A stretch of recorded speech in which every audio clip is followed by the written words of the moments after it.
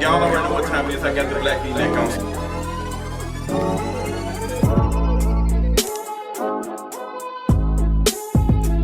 What's going on, y'all? Welcome to another Kingery. Do it. I know y'all like, girl, we want to see you do the content. Where is the content, girl? Y'all have been dragging me through the mud on social media. The girls was like, okay, girl, you know, but y'all been doing mental check-ins. Y'all be like, okay, Justin, is you doing good? Okay, you good? Just give us a video. We've been wondering where you was at. Girl, honestly, I just took a break because that was like, it was not no bad mental space for me. I just took a break. But we'll get into all that in the mental check-in. We've got a lot of things to cover because y'all want to know how I felt about the Monica versus Brandy, hey, yeah. We're going to talk about that. And also, while I'm recording this, it's just been announced that Gladys Knight and Patti LaBelle are going to do a Verzuz this coming up Sunday. So, girl, that's going to be interesting. Dr. Dre getting his coin swallowed up. This stuff with Summer Walker interjecting and everything. And then she just broke up with London on the track. Out here defending trash men and they out here trashing you. Like, I can't. Then this whole mess with Odell Beckham.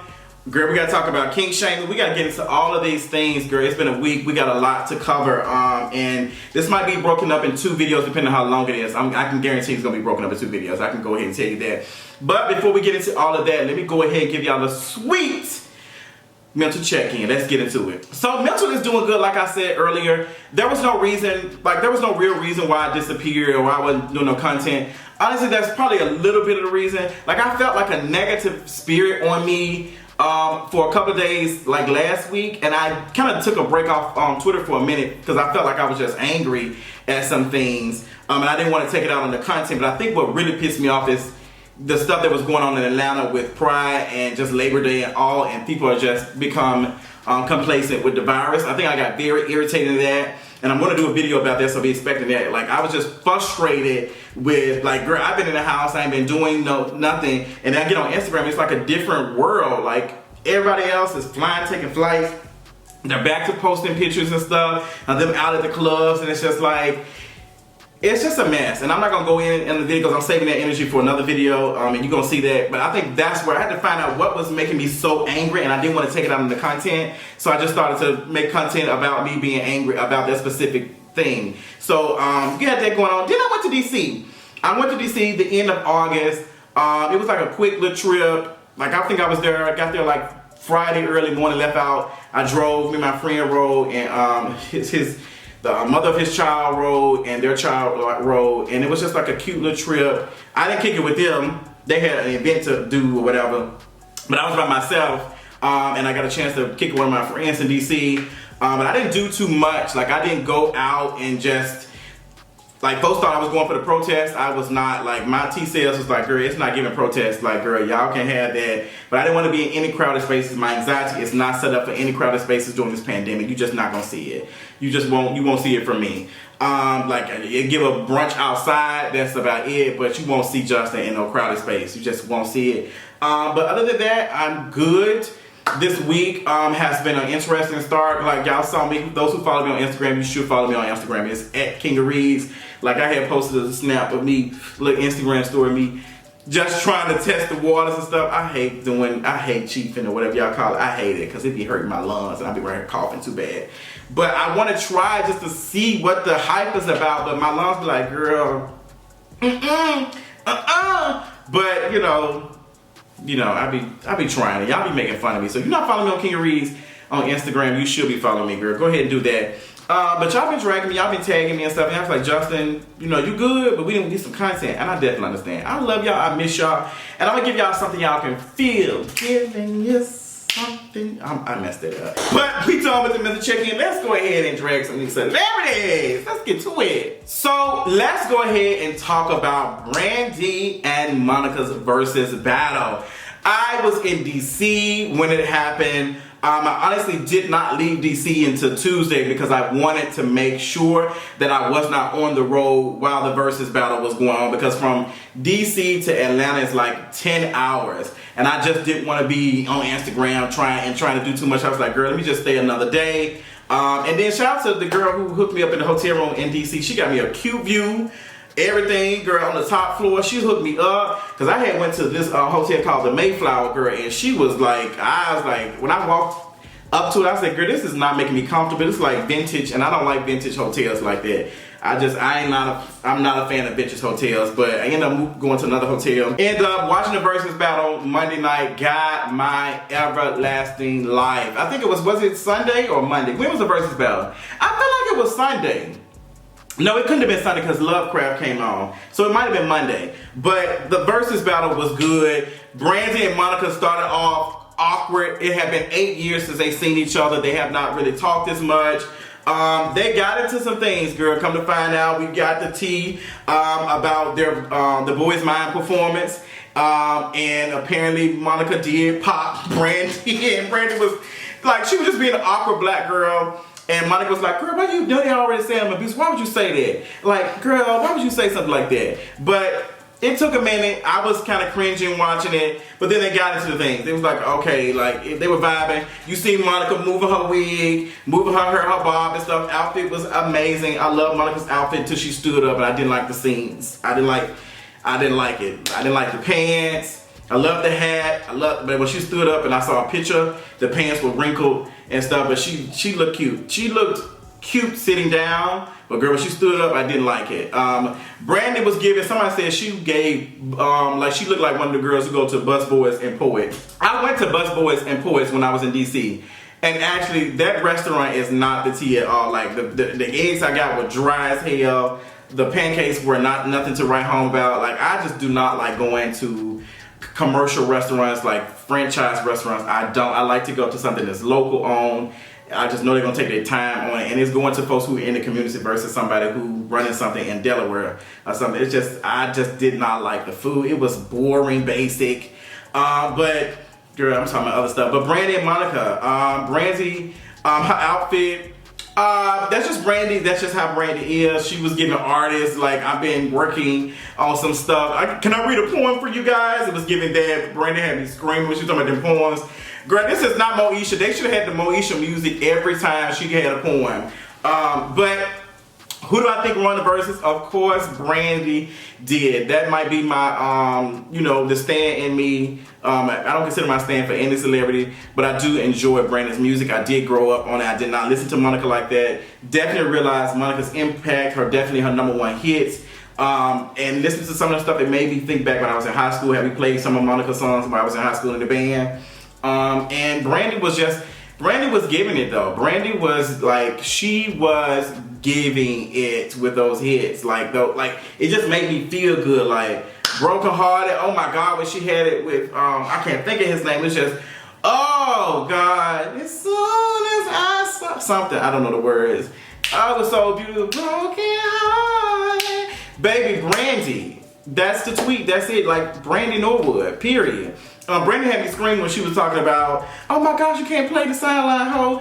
Sarai, cover your ears. Like, Sarai, like, how old is Sarai? Like, Sarai is grown, girl, but that's Brandy. She is the awkward black girl, the Christian in her. Like, that's just her. A lot of people was comparing and saying that Brandy was being fake. And I was like, I don't think Brandy was, that's just how Brandy is. I think that Brandy comes from a day and age where artists were like doing a lot of media training and they were told to speak a certain way and do certain things. And I think that's just Brandy anyway. I think that's how she was able to do that because that was just her anyway, the innocent girl. That, the folks brought up other things and stuff. But that's just Brandy. Monica is what the girls love now, which is why the City Girls was feeling her, because Monica is that, like, I'm gonna tell you how I feel, this and that, but also she's still Christian too. She just does not do certain things. It doesn't mean either one of them being fake or putting on, or Monica being mean.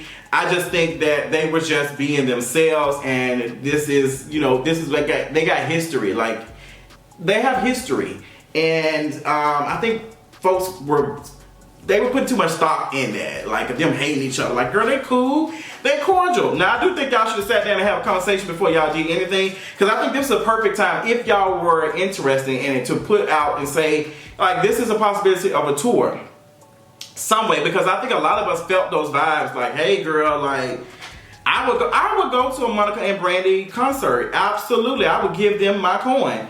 But I'm gonna need some more energy than what y'all was giving the first 20 minutes of that Verzuz. But y'all was getting it.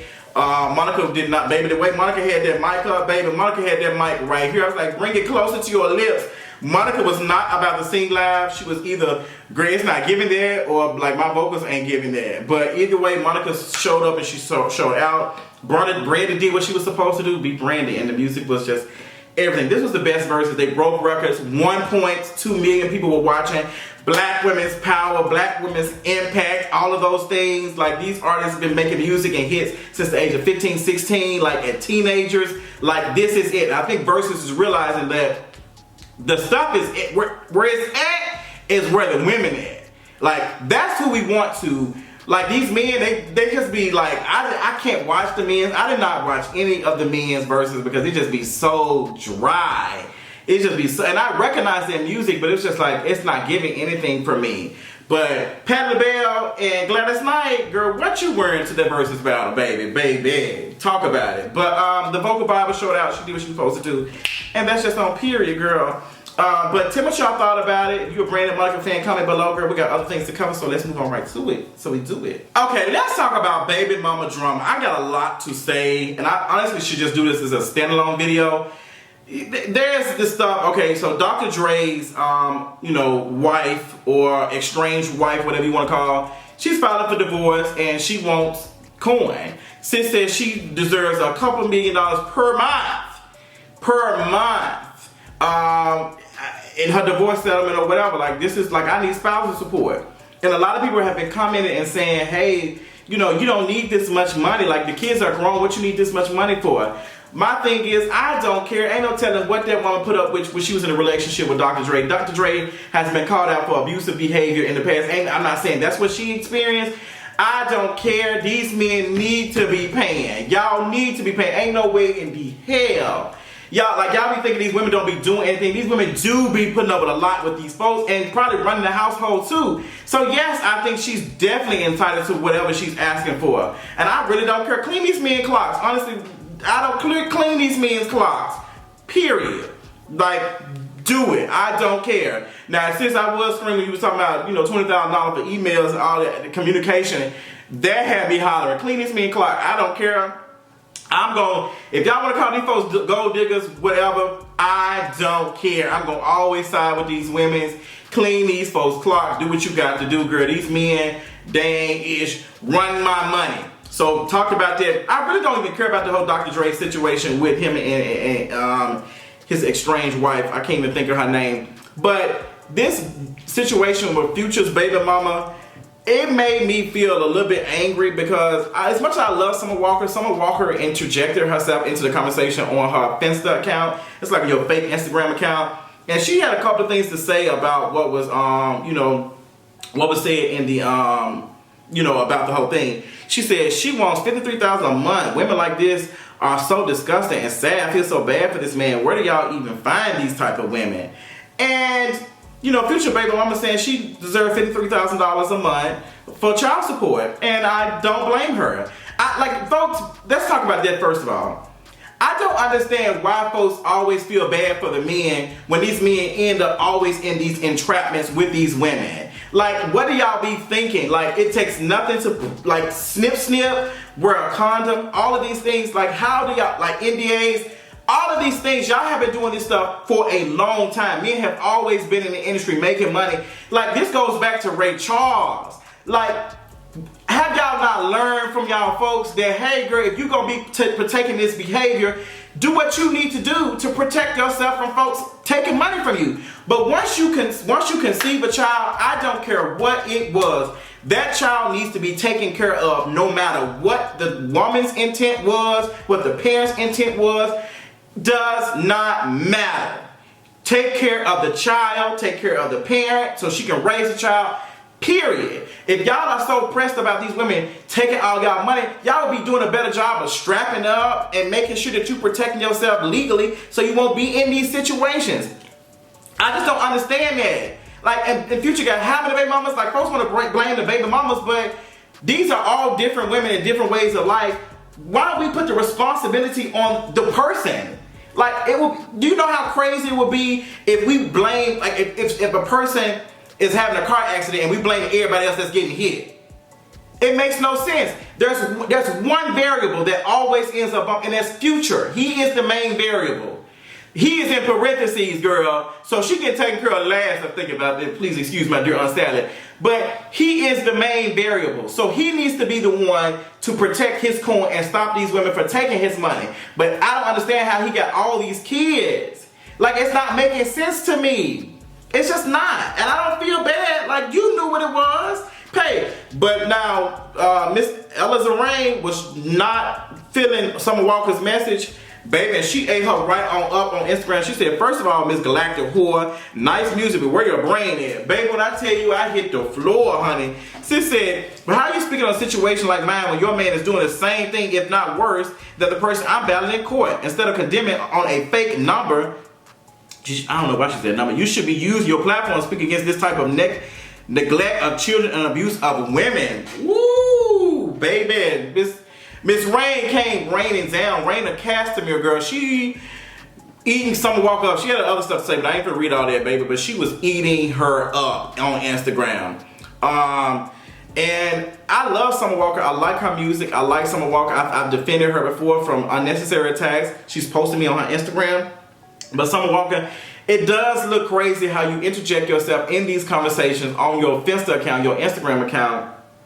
And it's just like your takes are always wrong. One of my favorite takes from you is when you was talking about people walking up to you and hugging you and expecting something from you. Like you saying, hey, your fans trying to take a picture with you, but they hug you. Like, that's your stuff. Like, stay on that. But when you interject yourself and talk about these men shouldn't be paying all of this, when you out here dealing with the man who is now your ex-boyfriend, allegedly, who you posting pictures up on Instagram and your fingernails being broke with bloody fingernails and stuff, your overlays popped off. Now, you talking about this is the worst year for you and all of these things. And it's just like, why are you protecting and enabling these men when they ain't out here even doing you right? And apparently, London on Track allegedly cheated. So it's just like, y'all be out here protecting these men and the same system they gonna use to eat you up with.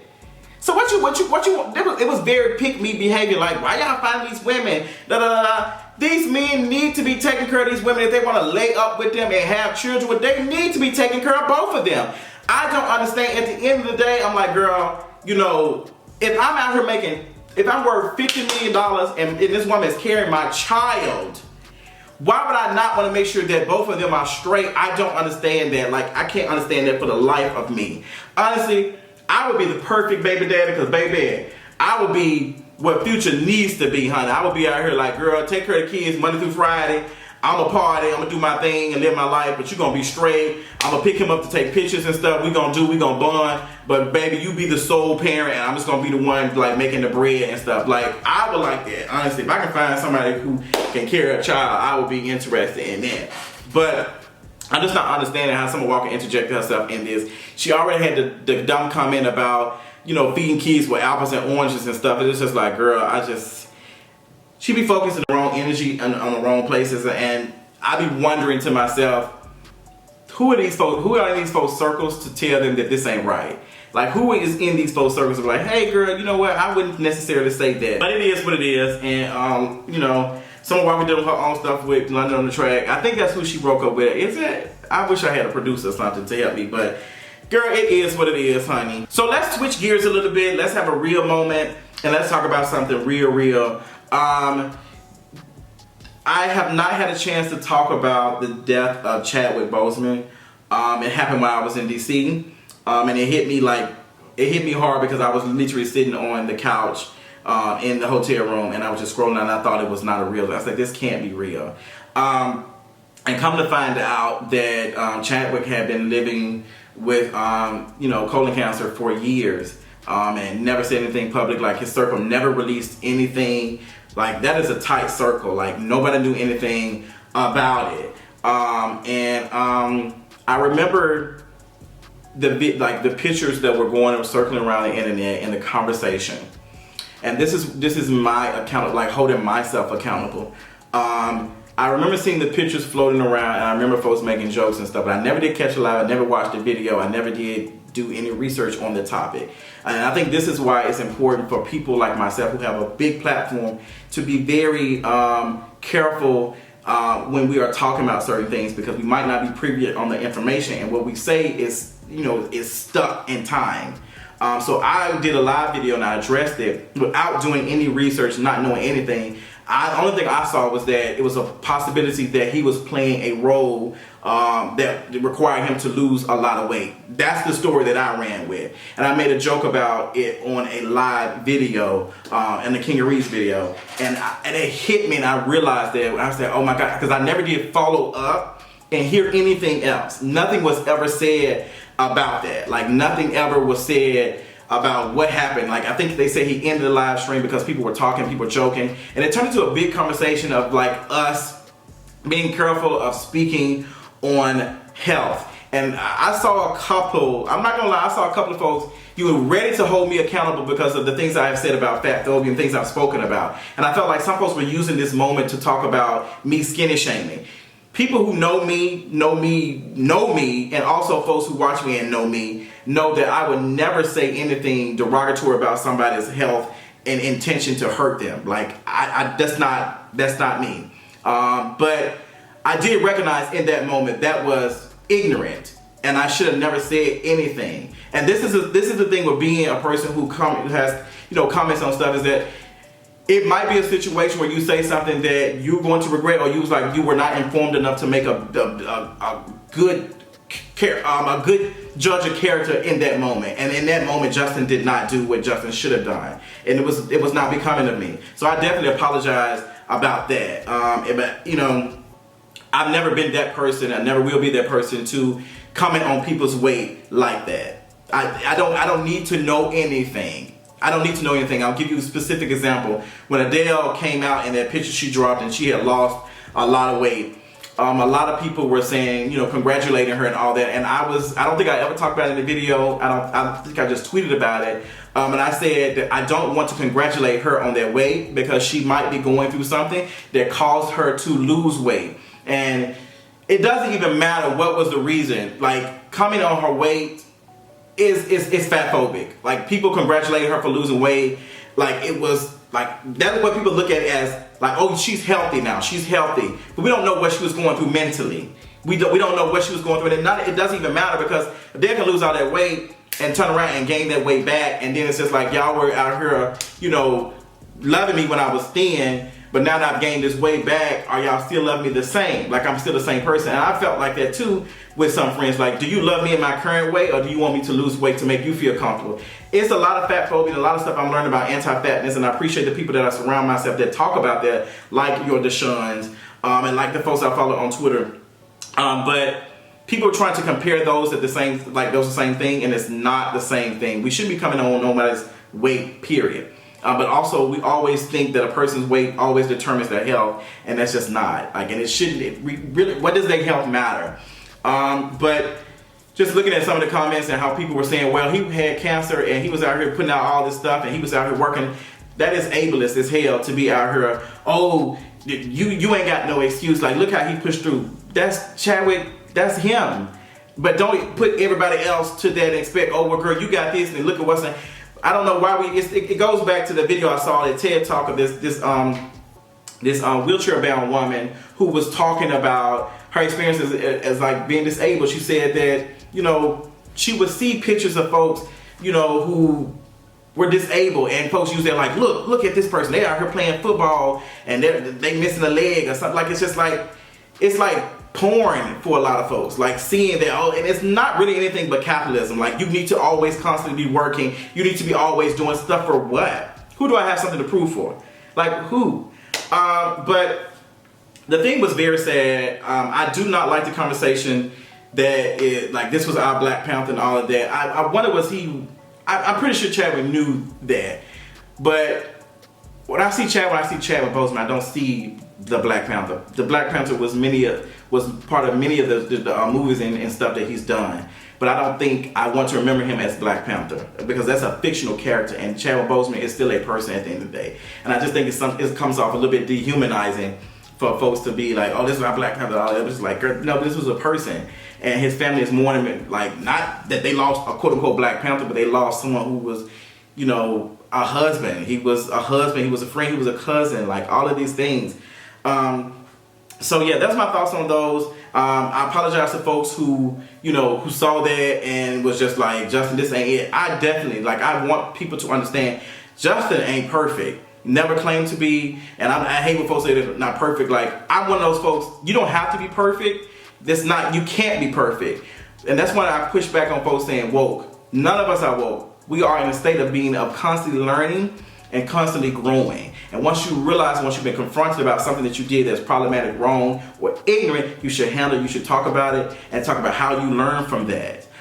So that's the important part. Like, I don't want to hold somebody accountable for something they did 2 years ago unless it was very, very, very harmful, intentionally harmful, and the only reason why they apologized for it because they was losing coin. Like, I understand that. I had a conversation about that on Twitter about Doja Cat versus the stuff that Cardi B has said in the past and stuff. But once again, this part of the video talking about that, I hope people appreciate my apology. If you don't, it really, I understand. I understand. Like, I do what you got to do. You got to unsubscribe. You got to unfollow. Like, do that. But let me tell you something. I am not a brand. I'm a person at the end of the day. Like, I am Justin James. The King of Reeds. King of Reeds is my brand. And that's just that on that. So let's move on and get to part 2.